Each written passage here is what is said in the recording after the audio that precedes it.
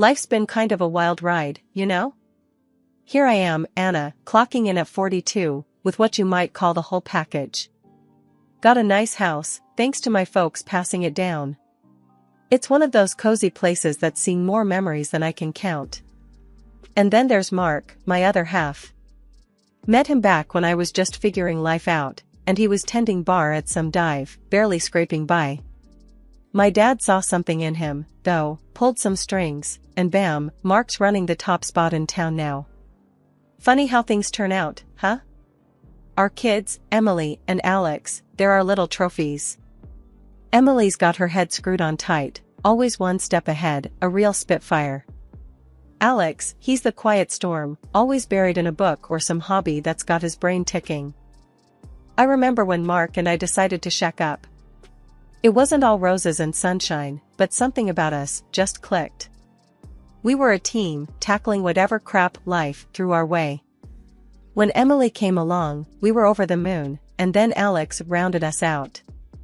Felt like we hit the jackpot, you know? Mom, why'd you pick Dad, of all people? Emily would ask, her tone dripping with that teenage mix of curiosity and skepticism. I'd laugh, tossing a look Mark's way. Well, he made me laugh. And your granddad thought he could use a leg up. Seemed like a good bet. Mark would chime in, and I had the charm. Don't forget the charm, Anna. Yeah, charm, I'd echo, with a wink. Life with Mark was never dull. He had a way of turning the mundane into something worth remembering. Alex, ever the observer, would add, Dad's cool. He knows everyone and everything about the bar. That bar, it was more than just a job for Mark. It was his kingdom, and he ruled it with a kind of passion that was contagious. My dad helping him land that gig was the best kind of meddling. Gave us a stability we might not have had otherwise. We'd sit around the dinner table, the four of us, and it felt like we were in our little bubble. This is it, you know? I'd say, soaking in the moment. Our slice of the good life. And that was us. A bit rough around the edges, maybe, but solid. It was in those moments, amidst the banter and the everyday chaos, that I'd feel this surge of gratitude. For my family, our home, and the life we'd built out of love, laughs, and a whole lot of hard work. It wasn't perfect, but damn, it was ours.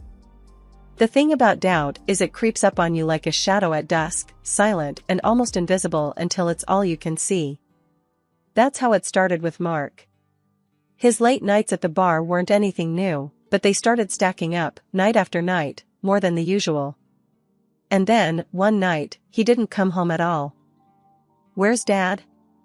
Alex asked one morning, his eyes scanning the empty seat at the breakfast table. Work stuff, baby. He had to stay late, I answered, stirring my coffee more than it needed, avoiding Emily's piercing gaze. Yeah, right. Emily snorted, her skepticism as clear as day. That's getting old, Mom. I couldn't shake her words, nor the nagging feeling in my gut. Mark had excuses, sure, but they were getting flimsier by the day. And then came the lipstick. A bright, bold color, clashing with everything in my makeup drawer. Holding it between my fingers felt like holding a piece of evidence, a clue in a mystery I didn't want to solve. This yours? I asked Emily, trying to keep my voice steady. She glanced at it and rolled her eyes. Please, Mom. I wouldn't be caught dead in that shade. The conversation with Mark about it was anything but reassuring. Found this in your car, I said, tossing the lipstick onto the kitchen counter between us. Mark barely glanced at it before shrugging. Probably one of the staff's. You know how it is, things get left behind. His nonchalance stung, a stark contrast to the turmoil churning inside me. Things, or people? I shot back, the words out before I could stop them. Anna, come on. You know it's not like that, he replied, his tone a mix of frustration and fatigue. I wanted to believe him, to laugh it off as paranoia, but the seed of doubt had taken root. Emily, always one to call it like she sees it, didn't let it go. You're not actually buying that, are you? It's like textbook cheating behavior. Her blunt assessment hit hard. What do you suggest then, detective? I asked, half in jest, half desperate for any kind of guidance. Hire someone to follow him. Find out for real, she said, dead serious. The idea was ludicrous, something out of a TV drama, not our life. But the thought lodged itself in my mind, growing with every unanswered call, every vague explanation of Mark's whereabouts. Deciding to hire a private investigator felt like crossing a line, the first step down a path I wasn't sure I wanted to tread. But as I tossed and turned, I realized that not knowing was worse than any truth I might uncover. The uncertainty was a constant, gnawing presence, and I needed it gone. Morning brought a decision, a resolve hardened by a restless night. I'm going to do it, I told Emily, her nod of approval, both reassuring and terrifying. Mark, oblivious to the storm brewing, kissed me goodbye that morning with a casual, "See you tonight." I watched him go, the familiar routine now tinged with suspicion and fear.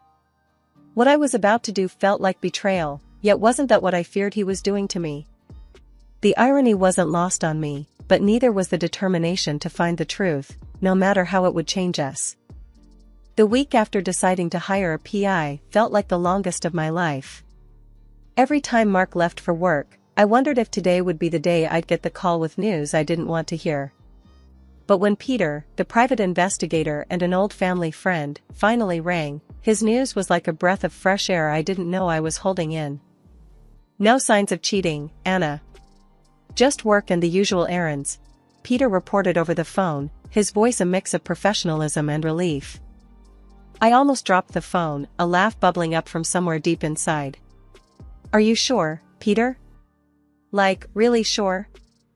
Cross my heart. I followed him to the bar, a car service station, and even a grocery run. If he's seeing someone, he's got them stashed in the cereal aisle, Peter joked, trying to lighten the mood. The relief was palpable, washing over me in waves. When I shared the news with Emily, her reaction was a mix of relief and skepticism. So, we just trust him again? Emily asked, eyebrows raised, her tone laced with doubt. It looks that way, honey. Maybe we were just being paranoid, I replied, trying to convince myself as much as her. Emily shrugged, not entirely convinced, but willing to let it go for the moment. If you say so, Mom. But I'm keeping my eyes open. Life started to get back to normal after that. Mark's late nights didn't stop, but the suspicion had been lifted, replaced by a tentative trust. That is until I found the receipt. It was just lying there on the dresser, a piece of paper that felt heavier than it looked. An expensive handbag from a high-end store, the kind of purchase we'd talk about if it were for me. I waited for days for Mark to mention it, to hand me a gift-wrapped box with a sheepish smile, but it never came. Finally, curiosity and a hint of concern got the better of me. Mark, did you buy something from Luxe Couture recently? I asked casually over dinner, trying to keep my tone light. Mark nearly choked on his drink, coughing before replying. Yeah. A gift for a client. You know, bar business. I paid with corporate money. The explanation felt off, forced. I nodded, trying to shove down the doubt creeping back in. The ease that had settled over our house after Peter's call was cracking, the receipt a reminder that trust, once questioned, isn't easily rebuilt.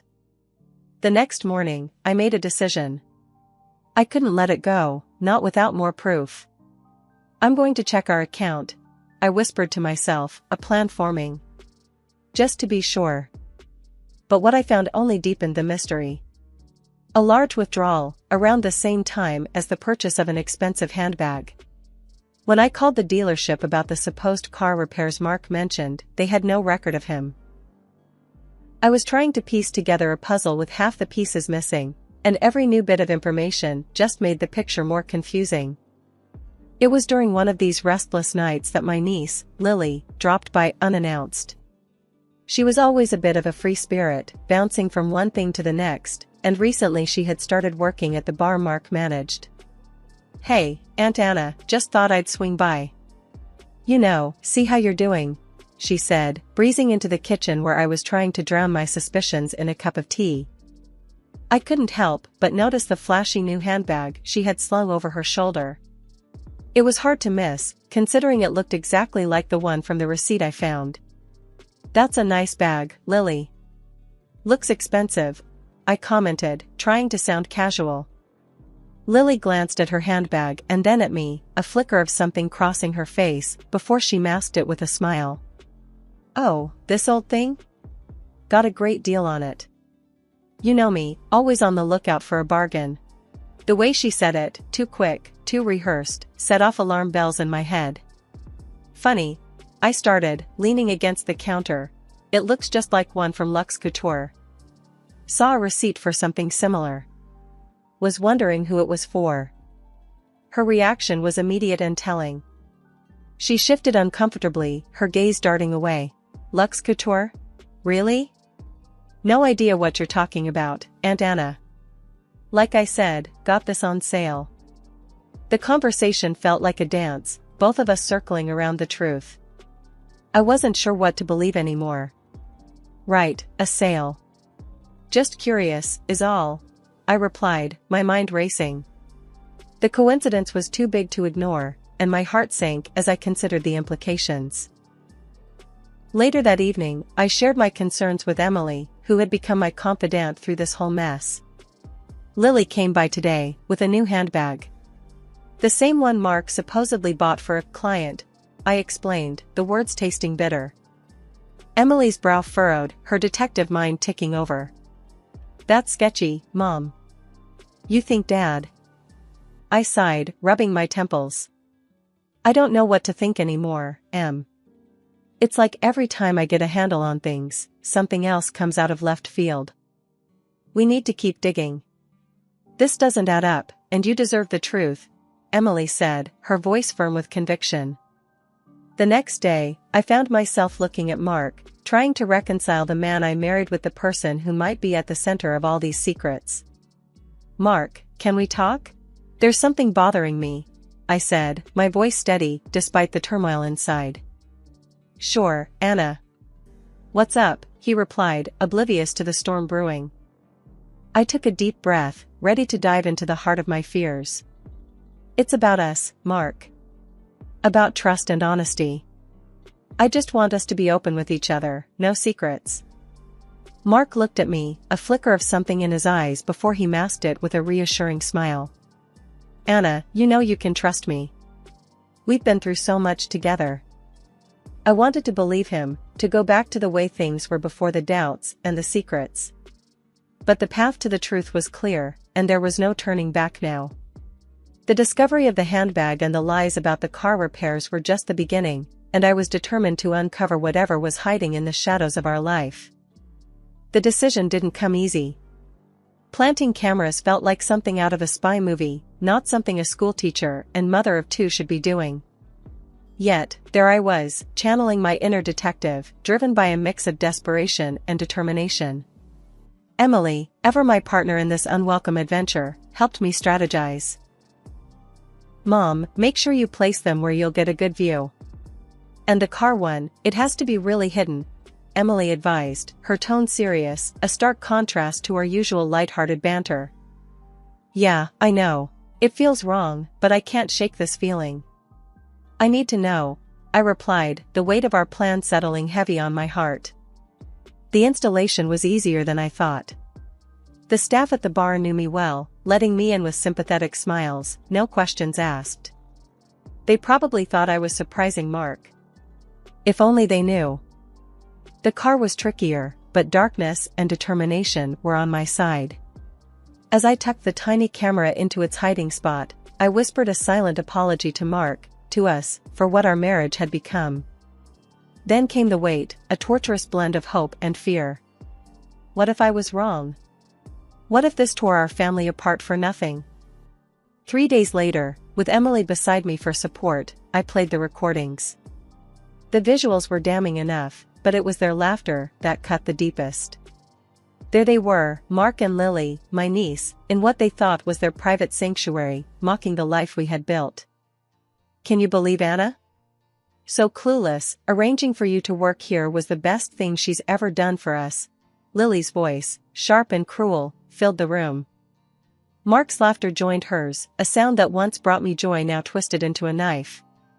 Yeah, she's so busy playing the perfect wife and mother, she doesn't see what's right under her nose. The betrayal was one thing, but their disdain, their joy at my ignorance, was something else entirely. It shattered any lingering denial, leaving me with a clarity I wished I never had. I paused the recording, my heart racing, anger and hurt warring within me. Emily's hand found mine, her grip tight. Mom, I'm so sorry. What are you going to do? My mind raced. The man I loved, the father of my children, laughing at me with my own niece. The decision was suddenly clear. First, we're going to see a lawyer. Then, I'm confronting them. This ends now. The road ahead was uncertain, but one thing was clear, I was done being the fool. It was time to rebuild, for me and for my kids. The truth was a harsh mistress, but in its light, I found a strength I never knew I had. The moment I decided to confront Lily, I knew it had to be precise and calculated. I couldn't let my emotions lead, this was about getting the truth, no matter how ugly. So, I waited for her at a spot I knew she'd pass on her way home from work. The look on her face when she saw me was all the confirmation I needed. Lily, I started, my voice steady. I know everything. There's no point in lying anymore. Her facade crumbled instantly, tears welling up in her eyes. Aunt Anna, please, I'm so sorry. I never meant for any of this to happen, she pleaded, her voice breaking. Save it. I've seen the videos, Lily. You and Mark, laughing at me, thinking you got one over on me. How long? I demanded, my tone hard as steel. It's been 2 years, she admitted, the words barely a whisper. I wanted to end it, I swear, but Mark, he threatened to fire me if I did. My heart sank, but I kept my composure. You're telling me he manipulated you? Threatened your job? I asked, making sure to record every word on my phone, hidden in my pocket. Yes, he said he'd ruin me if I tried to break it off. I felt trapped, Aunt Anna. I didn't know what to do. Lily sobbed, her confession painting a picture of a twisted web of lies and manipulation. And the private investigator? That was Mark's doing too? I pressed on, needing to hear all of it. Lily nodded, wiping her tears. Yes, he paid him off to lie to you, to make you think nothing was going on. I'm so sorry, Aunt Anna. The recording was enough, more than enough. I turned off my phone and looked at Lily, seeing her not just as the woman who betrayed me, but as someone who'd been caught in Mark's manipulative grasp as well. Without another word, I turned and left her there, her sobs fading into the background. The walk home was a blur, my mind racing with the weight of Lily's confession and the evidence now in my possession. When I got home, I didn't hesitate. I confronted Mark with the evidence, his lies unraveling before his eyes. It's over, Mark. I want you out. Now, I said, the finality in my voice broking no argument. He tried to explain, to apologize, but it was too late. I was done listening, done believing in the man I thought I knew. Emily and Alex stood by me, their support unwavering. We're with you, Mom. All the way, Emily said, her arm around my shoulder. Mark left that night, taking his lies and betrayal with him. As I watched him go, I felt a mix of relief and sorrow. Relief that I was finally free from the deception, and sorrow for the love and trust one had lost. But looking at my children, I knew we'd be okay. We were stronger together, and no amount of betrayal could break the bond we shared. The road ahead would be tough, but with Emily and Alex by my side, I was ready to face it head-on.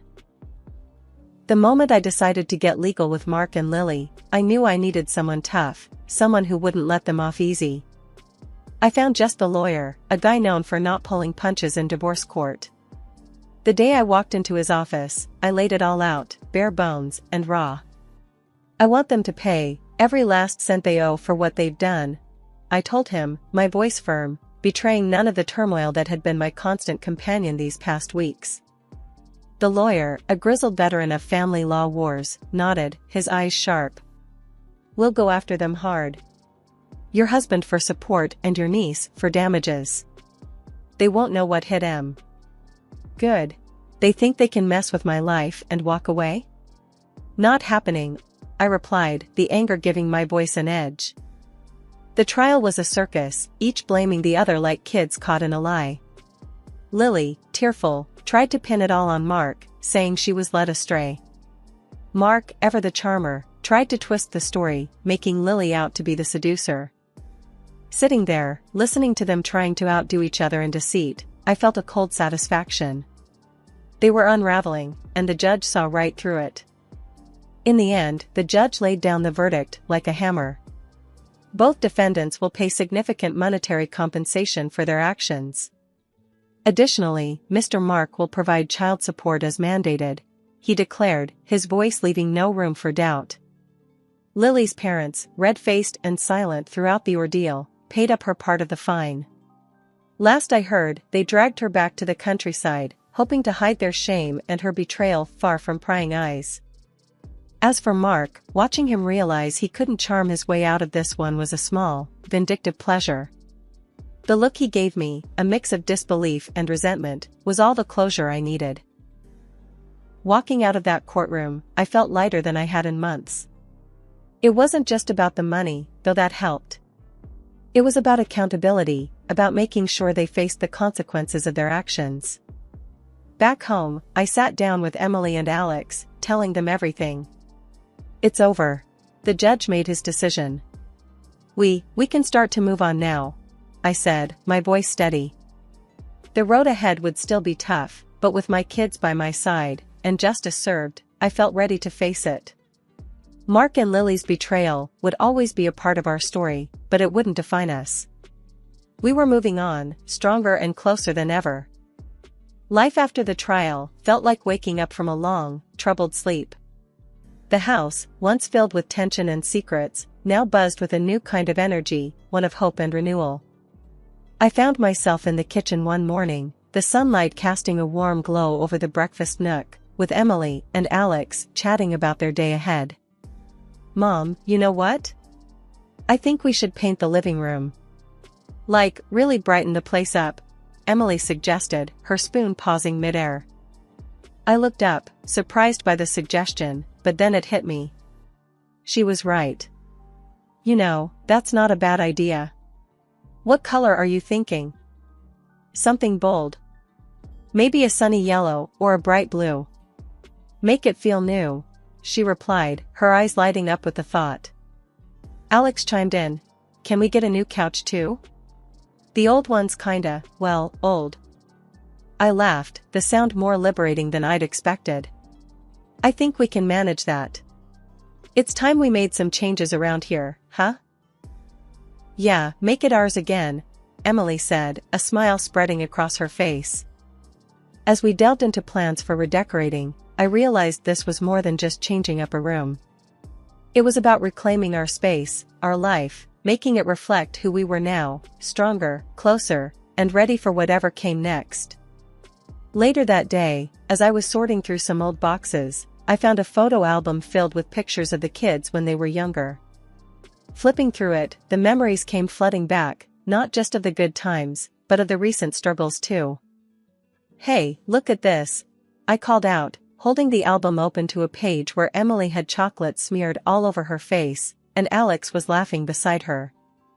They came over, and we all huddled around, laughing and reminiscing. "We've been through a lot, haven't we?" I mused, a hint of nostalgia in my voice. "But we made it, Mom. We're still here, still a family," Alex said, leaning against me. "And we always will be, no matter what," Emily added, her hand finding mine. The moment was simple, yet profound, a reminder of what we'd endured and overcome. It solidified my resolve to ensure our new beginning was built on love, laughter, and the unbreakable bond we shared. One evening, as we sat in our newly decorated living room, the vibrant walls embracing us in their warmth, I looked at my children and felt an overwhelming sense of pride and love. We did it, kids. We started over, and look at us now, I said, my voice thick with emotion. Yeah, we did, didn't we? Emily grinned, snuggling into the new couch. This is just the beginning, right, Mom? There's so much more to come, Alex said, his eyes bright with hope. I nodded, my heart full. Yes, this is just the beginning. Our beginning. And I have a feeling it's going to be amazing.